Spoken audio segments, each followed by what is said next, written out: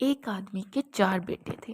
وہ چاہتا تھا کہ اس کے بیٹے یہ سبق سیکھ لیں کہ کسی کو پرکھنے کو جلد بازی کا مظاہرہ نہ کرے۔ لہٰذا اس بات کو سمجھانے کے لیے اس آدمی نے اپنے بیٹوں کو ایک سفر پر روانہ کرنے کا فیصلہ کیا اور دور دراز علاقے میں ناشپاتی کا ایک درخت دیکھنے کے لیے بھیجا۔ ایک وقت میں ایک بیٹے کو سفر میں بھیجا کہ جاؤ اور اس درخت کو دیکھ کر آ جاؤ۔ باری باری سب کا سفر شروع ہوا۔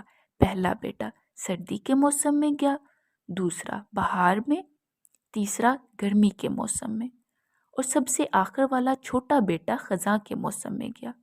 جب سب بیٹے اپنا اپنا سفر ختم کر کے واپس لوٹ آئے تو اس آدمی نے اپنے چاروں بیٹوں کو ایک ساتھ طلب کیا اور سب سے ان کے سفر کی الگ الگ تفصیل کے بارے میں پوچھا۔ پہلا بیٹا جو جھاڑ کے موسم میں اس درخت کو دیکھنے گیا، اس نے کہا، ابا جان، وہ درخت بہت بدصورت، جھکا ہوا اور ڈھیلا سا تھا۔ دوسرے بیٹے نے کہا، اے والد محترم، وہ درخت تو ہرا بھرا تھا، ہرے بڑے پتوں سے بھرا ہوا تھا۔ تیسرے بیٹے نے ان دونوں بھائیوں سے اختلاف کیا کہ وہ درخت تو پھولوں سے بھرا ہوا اور یہ کہ اس سے حسین منظر پہلے کبھی دیکھا ہی نہیں تھا۔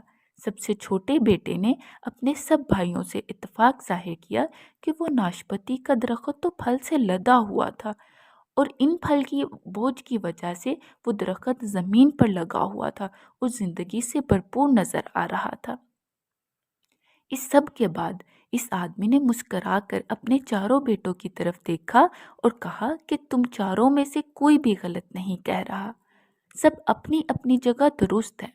بیٹا باپ کا جواب سن کر بہت حیران ہوا کہ ایسا کس طرح ممکن ہے۔